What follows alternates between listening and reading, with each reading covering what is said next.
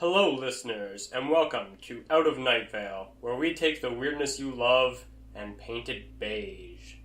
Today, I'd like to talk about a controversial topic from Nightvale: Steve Carlsberg. This will not be based around a single episode, although most of the lines and information will be coming from episode 53, the September monologues. Our first introduction to Steve Carlsberg is in episode 6, The Drawbridge. We are told here that he's a real spoilsport. Repeatedly, Steve is known to make accusations about the shady activity done by the city council. He has been shown to have knowledge about the vague yet menacing government agency. Because of Steve's obsession with making sense of the world of Nightvale, Cecil is always at odds with him. This makes for an interesting character description of Steve, as we only hear about him from Cecil during a typical show. The things we hear about Steve Carlsberg are always the worst he has to offer. These include how he never changes the hubcaps on his tan Toyota Corolla, and how he gambles on sports. So while Cecil does find many things wrong with Steve, there doesn't seem to be any real reason to dislike Steve as much as he does, until we find out that Steve is Janice's stepfather, making him Cecil's brother-in-law. We now know why Cecil has an irrational distrust of Steve, as well as why Steve is so persistent in being a part of Cecil's life despite Cecil's obvious distaste for him. With this, I propose that Steve Carlsberg, Cecil's in-Nightvale brother-in-law, is out of Nightvale, Steve Carlsberg, Cecil's brother-in-law. Now, before you go saying this is a waste of time, this theory explains a lot more about Steve Carlsberg as a person than you would get from just Nightvale. The first point can be made simply by how commonly Steve Carlsberg is mentioned over Janice or Abby. Steve is the most common member of Cecil's family that we hear about.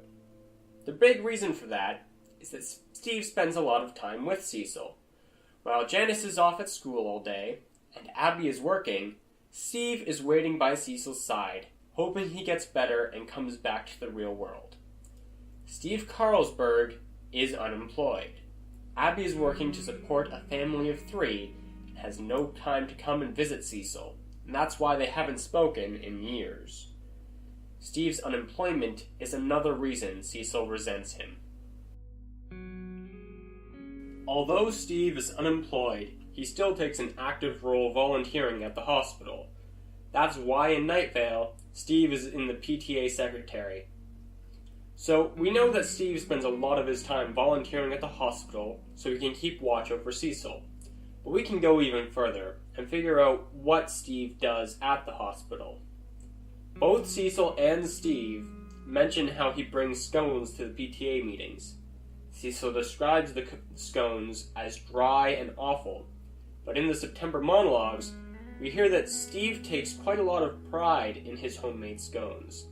He's particularly happy that they are not always the same. Sometimes he adds lemon, and sometimes he doesn't. Steve Carlsberg prepares food for the patients of Cecil's hospital. We also know that he has loved to cook since well before Cecil fell into Nightvale, as during his wedding to Abby, Steve made scones, and Cecil found them delicious. Now that we've taken the traits from within Nightvale to see Steve from the outside world, let's look at how that motivates his actions inside of Nightvale. We know Steve is Cecil's annoying brother-in-law, who is always at the hospital, waiting for Cecil to get better, and his expertise is in cooking. He would likely try to be as involved in Cecil's recovery as possible, and would constantly be suggesting ideas for how to help Cecil get better. Although Cecil is not consciously aware of his surroundings while in Nightvale, we have determined that his surroundings do affect how he perceives things within Nightvale. If Cecil were to hear Steve Carlsberg continuously prattling on with questions that doctors keep insisting are ridiculous and annoying, it would make sense for Steve's questions about the town of Nightvale to seem the same way from within Nightvale. Like when Steve points out that there's no need for a drawbridge without water, and Cecil calls him a huge spoilsport. We can also justify Steve's initial acceptance of the Smiling God and Desert Bluffs.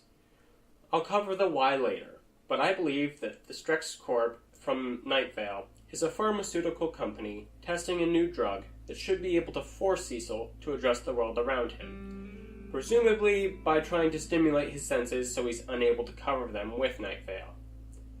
Now, supposing you had a brother in a coma, and despite being by his side for over a year, he's made no progress towards recovery, and suddenly, there's a cure to try out. If I were Steve, I would be happy to try anything to bring Cecil back. But with their over-aggressive push to have Cecil take the Strex Corp drug, and their insistence that Janice is less of a person because she can't walk and is a cripple, Strex pushes Steve too far, and he snaps, shutting out Strex Corp from Nightvale and refusing to allow the real Strex Corp near his stepbrother. After this, Cecil has a change of heart about Steve and admits that he may not be the worst parent for Janice. Lastly, we have Steve's own description of what the world looks like to him. From the September monologues, we discover Steve's need for things to make sense. With all of the emotions and oddities that follow Cecil's descent into madness, his stepdaughter's condition, and his inability to find a job, Steve desperately needs order in his life. And we find this with the dotted lines and arrows that Steve sees in the sky. Steve sees a great chart in the sky that explains how everything makes sense. He admits to himself that making sense of everything doesn't make his life any easier, and he even goes so far as to debate whether or not he should share this with his stepdaughter Janice, knowing it might just make life harder for her. Steve Carlsberg, the person who most annoys Cecil in Nightvale, is a caring stepfather with a passion for cooking who spends every day watching over his brother-in-law, hoping for a miracle and trying to help. He makes some mistakes, but always has Cecil's best interest in mind, and is fiercely protective of his stepdaughter. Steve Carlsberg is a kind-hearted man who just wants life to make sense. And with that, I will end this episode, and I say to you, good night, listeners, good night.